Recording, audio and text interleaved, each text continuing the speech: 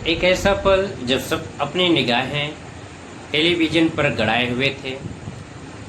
Social media से लेकर अखबारों तक चारों तरफ तिरंगा ही तिरंगा नज़र आ रहा था और उस तिरंगे के बगल में चंद्रयान-3 की एक सुंदर सी फोटो लोगों के मन को आह्लादित कर रही थी।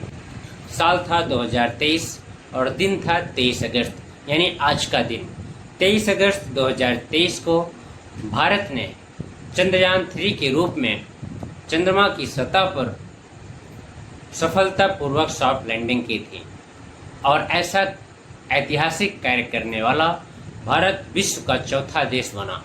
इससे पहले भारत से पहले चीन, रूस और अमेरिका ने यह कारनामा कर दिखाया था। यानी अमेरिका, रूस यानी सोवियत संघ और चीन के बाद भारत यह कारनामा करने वाला चौथा देश बना। चंद्रयान-3 की सफलता अचानक से नहीं मिली। इससे पहले वर्ष 2008 में 22 अक्टूबर 2008 को चंद्रयान फर्स्ट को सॉफ्ट लैंडिंग करवाई गई थी और इसके बाद 2019 में 22 जुलाई 2019 को चंद्रयान-2 को चंद्रमा की सतह पर उतारने का प्रयास किया गया, लेकिन सफलतापूर्वक लैंडिंग नहीं हो पाई। यह कार्यक्रम सफल नहीं हो सका, लेकिन इसे हम पूरी तरह से असफल भी नहीं कर सकते, क्योंकि इसका ऑर्बिटर आज भी चंद्रमा की कक्षा के चारों तरफ घूम रहा है और महत्वपूर्ण जानकारियां साझा कर रहा है। हमारे वैज्ञानिक उन गलतियों से सीख लेकर के, यानी चंद्रयान-2 के गलतियों से सीख लेकर के निरंतर लगे रहे और इसके बाद वो दिन आया 23 अगस्त 2023 का। उस दिन सुबह से लेकर के विश्व के सभी देश और भारत के सभी नागरिक उस क्षण का इंतजार कर रहे थे, उस पल का इंतजार कर रहे थे कि चंद्रयान-3 कब चंद्रमा की सतह पर सफलतापूर्वक लैंडिंग करेगा।